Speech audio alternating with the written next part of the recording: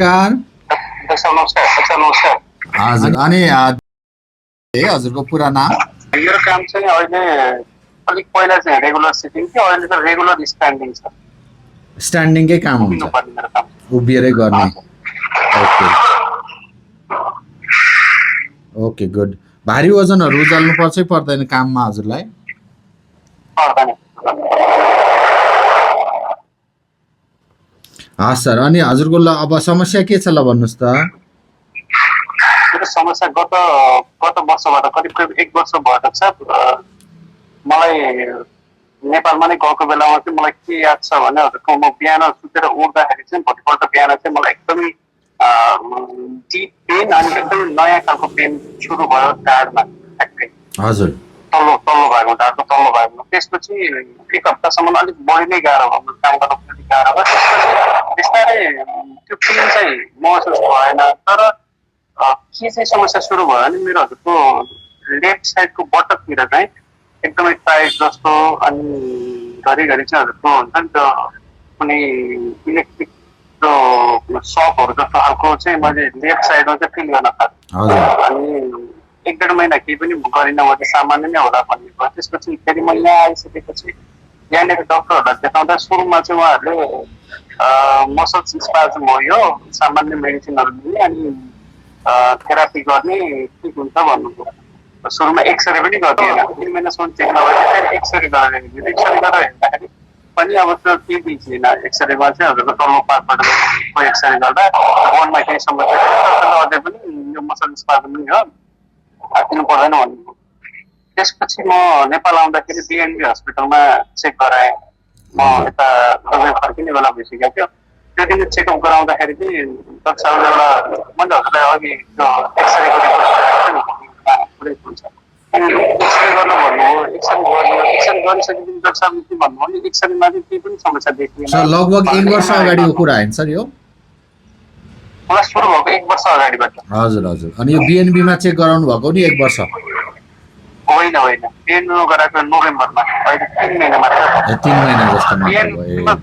बिएनबीमा चाहिँ उहाँहरूले मलाई एमआरआई गर्नुहोस् भन्नु, मसल्स स्पाज्म चाहिँ होइन, किनभने मसल्स स्पाज्म भएको भएदेखि 3-4 महिनामा अटोमेटिकली सही भइसक्यो, ठिक भइसक्यो। हजुरलाई सन्चो भएन भने चाहिँ एक्सरेमा देखिएन, हजुरले एकचोटि एमआरआई गराउनु, यो चाहिँ एमआरआई गराएर मात्र अरू फर्दर चेकअप गराउँला भन्नुभयो उहाँले। एमआरआई गरेर हेरिसकेपछि त्यो एमआरआई गर्ने बेलासम्म पनि मेरो समस्या चाहिँ मात्र त्यही मसल्सको र त्यही लेफ्ट बटकतिर चाहिँ अनकम्फर्टेबल मात्रै भइरहेको। जब एमआरआई गरिसकेपछि 15-20 दिनपछि चाहिँ मलाई एकदमै गाह्रो हुन थाल्यो। एमआरआई गर्ने बेलासम्म चाहिँ हुन्छ नि अब अलिकति समस्या छ, तर जीवनशैली चलिरहेको, जीवन मेरो दैनिक जीवन चलिरहेको थियो, अफिस आउन पनि गाह्रो थिएन। तर अहिलेको करिब 2 महिना अगाडिबाट कस्तो भयो भने हजुरको त्यो लेफ्ट साइडको पेन पनि खुट्टासम्म अलिक तलसम्म गयो। अनि त्यसपछि माथिल्लो साइडमा चाहिँ हजुरको त्यो माथिल्लो करिब करङको भागसम्म नै दुखाइ सुरु, एकदमै गाह्रो भयो। मलाई काम गर्न पनि गाह्रो, अनि मेन बस्न चाहिँ म सक्दै नसकेँ। जब बस्दाखेरिको जुन बडीको र खुट्टाको हाम्रो 90 डिग्रीको पोजिसन हुन्छ, त्यो पोजिसनमा सबैभन्दा बढी पेन हुन्छ। अनि त्यसपछि फेरि फिजियोथेरापी गर्ने भन्नुभयो डाक्टर। फिजियोथेरापीमा चाहिँ जस्तो फिजिकल्ली एक्सर्साइज त सामान्य भयो कि उहाँहरू चाहिँ रेडियो फ्रिक्वेन्सीहरू दिएर त्यो पेन फाइलिङहरू कम भएर होला। त्यसपछि मलाई पेन चाहिँ कम भयो होइन, जुन ब्याकको पेन, खुट्टासम्म तलको पेन चाहिँ कम भयो। जुन पहिलाको अवस्था चाहिँ त्यो रहिराख्यो। मेन अप्ठ्यारो के भयो, बस्न चाहिँ पहिला करिब बस्नमा आधा घन्टा 1 घन्टा सक्थेँ भने अहिलेको करिब 1 महिना जति पछाडि चाहिँ म 2 मिनट पनि बस्न सक्थेँ कुर्सीमा बस्न नसक्दा के भयो भन्नुहुन्छ भने बस्दाखेरि पेन हुने भएर अफिसमा पनि अब ब्रेकहरूमा पनि बस्न पाउने अवस्था हुँदाखेरि पनि बस्दाखेरिको पेनले गर्दा उभिएको गरेर अहिले चाहिँ मेरो अब थाहा छैन के कारणले खुट्टाको देब्रे खुट्टाको तलपट्टिको पैतालाभन्दा माथिपट्टिको भागमा चाहिँ उभिँदाखेरि चाहिँ अत्यन्त दुख्छ, अत्याधिक दुख्छ। त म उभिन पनि नसक्ने र बस्न पनि नसक्ने स्थिति भयो अहिलेको अवस्था चाहिँ। अहिलेको अवस्था चाहिँ यही छ डाक्टर साहब। त्यो एन्टी इन्फ्लेन त्यो जुन सुनिन कम गर्ने औषधिहरू मैले धेरैचोटि खाइसकेँ। हजुर। अनि अहिले चाहिँ अब हजुरको गोडामा जाने, खुट्टामा जाने दुखाइ चाहिँ त्यति छैन? पहिला पहिलाको खालको जुन हजुरको माथिबाट गएर खुट्टाको पेन चाहिँ छैन। मलाई लाग्छ तलको पैतालाको पेन चाहिँ त्यो धेरै इन्जुरी भएर अथवा तलपट्टि त्यो मसल्सहरूमा नै बढी लोड परेर पेन भएको हो कि जस्तो लाग्छ मलाई चाहिँ। अब यही कारण हो भने मलाई थाहा भएन। हजुर ठिक छ सर। अनि हजुरले निहुरिँदा निहुरिँदा चाहिँ दुख्छ कि दुख्दैन? यसरी झुक्दा यसरी चाहिँ यसरी निहुरिँदा झुक्न त आँटै गरेको छैन सर। अलिकति दुखाइ नहुने गरी यस्तो गर्दा यहीँनिरबाट पेन सुरु हुन्छ। दुखाइ सुरु हुन्छ। तलपट्टि चाहिँ पेन हुँदैन, त्यो माथि तलपट्टि चाहिँ पेन हुँदैन सर। मेरो पेन चाहिँ अहिले यसरी निहुरिँदाखेरि चाहिँ त्यो माथि ढाडमा नै हल्का पेन जस्तो चाहिँ अलिकति टाइट जस्तो चाहिँ भयो। तर जुन खालको पेन भयो कि डाक्टर मलाई एउटा चाहिँ यहाँनिर यो यसको भित्रपट्टि पेन हुन्छ, लेफ्ट साइडको यसको भित्रपट्टि। अर्को यो पार्टमा र अलिकति बढी बस्यो 5 मिनट 10 मिनट बस्यो भने यो पार्टबाट यहाँसम्म चाहिँ पुरै पेन हुन्छ। उभिँदाखेरि पनि गाह्रो हुन्छ। आज उभिँदाखेरि पनि अब 1 घन्टा यति उभियो भनेदेखि चाहिँ त्यो ढाडमा पनि करिब करिब कम्मरभन्दा तलपट्टिको एरियामा चाहिँ दुख्छ। तर आएर एकछिन बस्ने अथवा यसरी सिधा भएर हुन्छ नि सुतेको जस्तै तरिकाले सोफाहरूमा सिधा भएर बस्दाखेरि चाहिँ फेरि सजिलो हुन्छ। अहिले म हेर्नु अहिले यसरी सिधा बस्दा छु नि, सिधा बस्दाखेरि हजुरको अघिनिको त ढाडको दुखाइ उभिँदाखेरि दुखेको सबै फेरि कम हुन्छ। ओके हुन्छ सर। हजुरको अब सबै कुराहरू एनालाइसिस गर्दाखेरि यो के भयो भने जुन पहिलादेखि चाहिँ हजुरको समस्या आइराखेको थियो यो मोडल छ। यो मोडलमा म हजुरलाई देखाउँछु है। अब यसको एक्सरे को रिपोर्ट एमआरआई को रिपोर्ट समेत म चाहिँ एनालाइसिस गरेर भन्छु हजुरलाई। सुन्नुहोस् है त, यो कम्मरको हड्डी हो, यो पुच्छरको हड्डी। हजुरको समस्या आएको यो पुच्छरको र कम्मरको हड्डी जोडिने ठाउँको जोर्नीमा यो डिस्कमा समस्या आयो। यसलाई डिस्कोजेनिक पेन भन्छन् कि डिस्कबाट निस्केको दुखाइ भन्ने हुन्छ। यो चाहिँ बिस्तारै यो डिस्क खिँदै गइराखेको थियो। 1 वर्ष जस्तो अगाडि चाहिँ हजुरको डिस्क चाहिँ अलिकति फाट्ने काम भयो। एनुलर टियर भनेर जुन एमआरआईमा रिपोर्ट लेखेको छ त्यो चाहिँ नि यो डिस्क खिँदै जाँदा यो चाहिँ डिस्क वरिपरि चाहिँ तपाईँको पेटी जस्तो मासु हुन्छ, गोलो घुमेको रेसा रेसा रेसा रेसा मिलेर बनेको।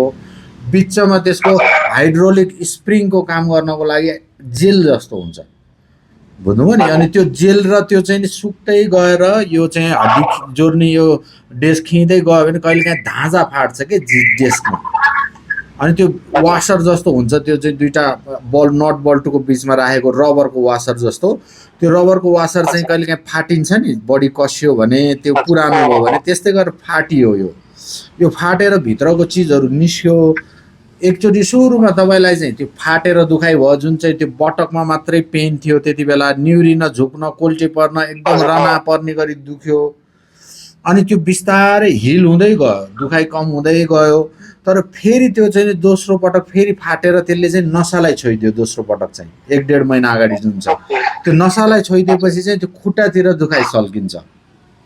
यो डिस्कको पेनले ब्याकमा कम्मरमा दुखाइ आउँछ, कोल्टे पर्दाखेरि होइन, तन्किँदाखेरि दुख्छ भने त्यही दुखाइ जब नसालाई छुन्छ त्यो नसाको दुखाइ चाहिँ अनि करेन्ट लागेको जस्तो, सिल्का हानेको जस्तो, तन्केको खिचेको जस्तो भएर गोडामा, पैतालामा, पिँडौलामा, थाइको पछाडिपट्टि त्यहाँसम्म दुख्ने हुन्छ। हजुरको त्यही भएको हो। 1.5 महिनादेखि अहिलेसम्ममा अब बिस्तारै खुट्टाको दुखाइ चाहिँ छोड्यो। त्यो नसालाई चाहिँ त्यसले त्यो जुन च्यातिएर बाहिर निस्केको चिज थियो त्यसले नसालाई छोडिदिएको हुनाले खुट्टाको दुखाइ चाहिँ निको भयो। अझ हजुरको यो कम्मरको दुखाइ जुन अब घाउ जस्तो भयो नि त, त्यो फाट्दाखेरि त त्यो घाउ जस्तो चाहिँ अझ निको भएको छैन। किन निको भएको छैन भन्दा यो चाहिँ दुईटा हड्डी बिचको डिस्कमा रक्त सञ्चार हुँदैन कि। यो रक्त सञ्चार नहुने भएको हुनाले यो निको हुने समय लामो लिन्छ। जुन चिजमा रगत छिटो छिटो बग्छ त्यो चाहिँ 5-7 दिन 10 दिनमै निको हुन्छ। रगत नपुग्ने ठाउँमा चाहिँ त्यो निको हुनलाई हजुरको लगभग 3 महिना 6 महिनासम्म समय लिन्छ। यो हिल हुने समय 3-6 महिनाको जति हुन्छ, बुझ्नुभयो नि। त्यतिन्जेललाई हजुरले अब चिन्ता लिने आत्तिने गर्नु भएन। यसमा दुईटा कुरा मैले हजुरलाई सल्लाह दिनुपर्ने। हजुरले एकदम राम्रो भयो, हजुरको चाहिँ काम उभिएर गर्नुपर्ने भयो। उभिएर गर्नलाई धेरै राम्रो, यसमा बस्ने भन्दा उभिने काम राम्रो हो। भारी वजन उचाल्नु हजुरले हुँदैन, निहुरिन हुँदैन, भारी वजन उचाल्नु हुँदैन। यो दुईटा काम गर्नु भयो। बस्दाखेरि के हुन्छ भने यो डिस्कमा यसको हाम्रो शरीरको भार थाप्ने यो अगाडि डिस्क हुन्छ भने यो पछिल्लोतिरको जोर्नीहरू यो ढाडको हड्डी छाम्दाखेरि आउँछ नि पछाडि त्यस्तै चाहिँ पछिको साइडमा यस्तो जोर्नी हुन्छ कि देख्नु भएको छ हो यो पछाडितिरको जोर्नीले भार छाम्छ उभिँदाखेरि बस्दाखेरि चाहिँ यो डिस्कमा लोड बढी पर्छ के बुझ्नुभयो नि जुन जख्मी भएको हजुरको डिस्क हो होइन त्यो जख्मी डिस्कलाई चाहिँ नै बसेर धेरै लामो समय नबस्ने भनेको यो डिस्कलाई जोगाउनलाई जुन च्यातिएर चाहिँ हिल हुन खोजिरहेको छ त्यसलाई मद्दत पुर्याउनको लागि बुझ्नुभयो नि हजुरले अहिले गरेको एकदम ठिक छ यसमा एउटा मात्रै कुरा मैले जोड्न खोजेको चाहिँ के भने हजुरलाई 80% बेनिफिट दिने हजुरको चाहिँ वजन जुन छ नि 5 फिट 6 इन्चको मान्छेलाई 84 केजी भनेको धेरै वजन हो हजुरको वजन राइट एजमा उसमा ल्याउनलाई 70 भन्दा कम राख्नुपर्ने हुन्छ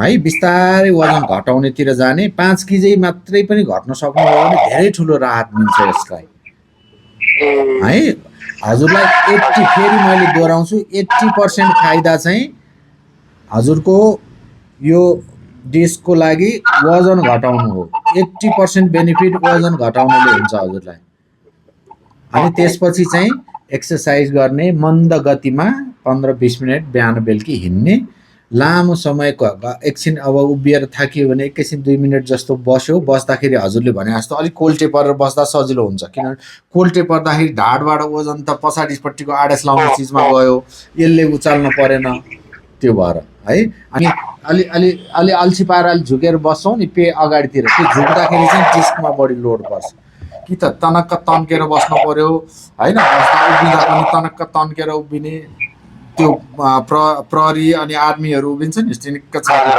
हो त्यस्तै यो ढाडलाई कुप्री पारेर ढाडलाई यसरी कुप्री पारेर होइन तनक्क तन्केर उभिनु पर्यो अनि बस्दाखेरि पनि हजुरले गर्ने अनि अर्को दोस्रो कुरा पानी प्रशस्त पिउने यदि एसी भित्र चिसै ठाउँमा बस्नुहुन्छ भने दिनमा 2.5 लिटरसम्म पिउनु पर्यो बाहिर घाममा अथवा गर्मीमा काम गर्नुपर्छ पसिना बढी आउँछ भने 3-4 लिटरसम्म पानी पिउनुपर्छ पानी प्रशस्त पिउने प्रोटिनयुक्त खानेकुराहरू खाने चिजहरू खानु भएन चिनी भएको चिजहरू खानु भएन प्याकेटमा आएको चिजहरू केही पनि नखाने ट्रान्स फ्याट हुन्छ त्यसले वजन बढाउनलाई एकदम त्यो चाहिँ मद्दत गर्छ है यति चिजहरू ध्यान राख्नुहोस् अहिलेको दुखाइ जुन छ हजुरको त्यसको लागि चाहिँ नि अब केही औषधि खान पायो भने अझ राम्रो हुन्छ हुन त यो दुखाइको लागि औषधिले तपाईँलाई लङ टर्म हिल गर्नलाई यो भित्रको च्यातिएको निको पार्ने औषधि त केही पनि हुँदैन च्यातिएको निको पार्ने औषधि 80% वजन घटाउने हो 20% यही न्युट्रिसन र एक्सर्साइज हो अब यस्तो हुन्छ हजुरको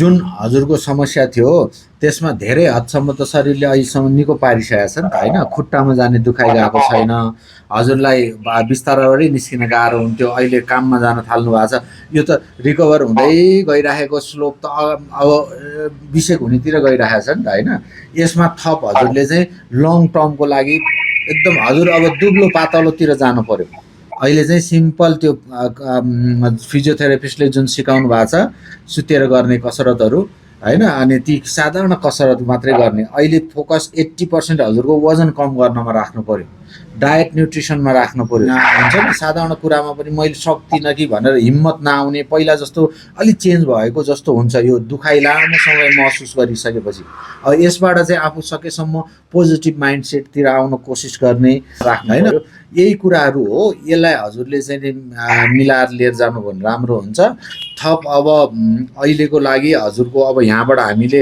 औषधि लेखेर पठाइदिन्छौँ त्यो औषधि हजुरले तीनेरी चाहिँ पाइयो भने लिएर खान सक्नुहुन्छ यदि चाहिँ अब औषधि त्यहाँ पाइएन लिन मिलेन भने कोही साथीभाइहरू यताबाट आउँदै हुनुहुन्छ भने हामी कहाँ यहाँ पठाइदिनुहोस् हजुरलाई हामी यहाँबाट प्रेसक्रिप्सन सहित औषधि त्यहाँ डेलिभर गरिदिन्छौँ ओके त्यो औषधिको कुरा मैले बुझ्दैछ दोस्रो कुरा जस्तो अहिले यहाँनिर मैले अहिले कस्तो खालको थेरापी सुरु भइरहेको छ कम्प्रेसन थेरापी त्यो कम्प्रेसन थेरापीले राम्रो गर्छ कि गर्दैन हजुरको सल्लाह के हुन्छ यसमा यस्तो छ सर यो कम्प्रेसन थेरापी भयो त्यहाँ हस्पिटलमा गएर रेगुलर डेली गर्ने फिजियोथेरापिस्टले गर्ने थेरापीले चाहिँ अब यो भित्रको जोर्नीलाई पुरै भित्र ठेल्ने या चाहिँ यसलाई सोच्नलाई मद्दत गर्ने, यो जुन घाउ परेको छ डिस्कमा त्यो घाउलाई चाहिँ निको पार्न मद्दत गर्ने होइन, हजुरको दुखाइलाई कम्फर्टेबल बनाउने हो। बुझ्नुभयो नि? दुखाइलाई चाहिँ अलिकति मोडुलेट गर्ने, कम्फर्टेबल बनाउने हो। यदि हजुरले आफ्नो पकेटबाट पैसा खर्च गर्नु पर्दैन, इन्सुरेन्सले बेहोर्छ भने त्यसलाई रेगुलर गर्न सक्नुहुन्छ। नभए छुट्टै पैसा खर्च गरेर अहिले तुरुन्त गर्नु पर्दैन। सिम्पल हजुरको बेनिफिट अहिले भनेको कुराहरू मैले चाहिँ के भने वजन घटाउनेले 80% बेनिफिट हुन्छ। अब यसमा थप हजुरले बुझ्नुपर्ने कुरा के भने यसको प्राइमेरी समस्या किन आयो त भन्दाखेरि दुईटा कारणले आयो। एउटा त हजुरको हाइट भन्दा वजन बढी भयो। जब वजन बढी हुन्छ यो जोर्नीले भार थाम्न सक्दैन। त्यति बेला हजुरको झुकेर काम गर्ने, बसेर काम गर्नुपर्ने जुन काम थियो त्यो काम र अनि वजनको तादम्यता दुईटाको तरिका नमिलेर यसलाई डिस्कलाई दखल पुग्यो। अब हजुरको काम पनि परिवर्तन भयो, वजन घटाउनेतिर उन्मुख हुनुहुन्छ हजुर हैन। त्यो हिसाबले चाहिँ यही दुईटा कुराले हजुरलाई म्याक्सिमम बेनिफिट गर्ने हो। लङ टर्म बेनिफिट भनेको अरू चिजले चाहिँ यो रिकभर गर्नलाई मद्दत गर्ने होइन। यति चाहिँ हजुरले बुझ्न जरुरी छ। ओके, मैले यो कुरा चाहिँ हजुरले भन्नु फिजियोथेरापिस्टहरू त्यहाँनिर त्यस्तो कोही हुनुहुन्छ ताकि पेमेन्ट गरेर नै मलाई थोरै ट्रेनिङहरू दिनु छ त्यस्तो छ त्यहाँनिर हामीसँग? एक्सर्साइजको ट्रेनिङहरू यिनीहरू सबै हामी कहाँबाट पनि हुन्छ। हजुरलाई हाम्रो अहिले त बिहान मर्निङ भयो होइन, इभिनिङमा चाहिँ नै न्युरो फिजियोथेरापिस्ट नै आउनुहुन्छ यही नसा सम्बन्धी। उहाँसँग हामीले सम्पर्क गरेर हजुरलाई गर्ने एक्सर्साइजहरू, हजुरको काम गर्ने तौर तरिकालाई चाहिँ हामीले परिवर्तन गर्न सकिन्छ। अब छैन सर। बेसिकली एमआरआई चाहिने चाहिँ बिरामीलाई भन्दा पनि डाक्टरलाई चाहिने हो। यदि अपरेसनै गर्ने निर्णय गरियो भने अपरेसन गर्ने निर्णय चाहिँ जाँच गरेर गर्ने हो। बुझ्नुभयो नि? हजुरलाई मैले कुरा गर्दाखेरि अनि जहाँ मैले तपाईँको खुट्टाहरू ढाड जाँचेर हेर्दाखेरि नै मलाई अपरेसन गर्नुपर्छ पर्दैन 99% ज्ञान भइसक्यो हुन्छ। अब 99% ज्ञान भइसकेपछि चाहिँ मैले थप हेर्ने चाहिँ एमआरआई गरेर हेर्ने, अपरेसन कस्तो गर्ने, कहाँनेरि गर्ने, कताबाट गर्ने भन्ने चिज निर्क्युल गर्नलाई चाहिने हो एमआरआई बेसिकली। बुझ्नुभयो नि? धेरै नै कसरत, यो चाहिँ डिसिप्लिन हुनुपर्छ कि। अब मेहनत धेरै त लाग्दैन तर खानपिनमा चेन्ज गर्नु पर्यो, आफूलाई भोक लाग्न दिनु पर्यो, भोक खट्न सक्ने क्षमतामा वृद्धि गर्नु पर्यो आफ्नो होइन। यो चिजहरूलाई ध्यान दिएर अगाडि बढ्नुहोस्। अरू थप केही परामर्श चाहियो, हजुरलाई सल्लाह गर्नु पर्यो भने हजुरले यही वाट्सएपमा भोइस मेसेज गर्न सक्नुहुन्छ। हस्, मलाई धेरै कुराहरुको आइडिया दिनुभयो। हस् ल, धन्यवाद। हस्।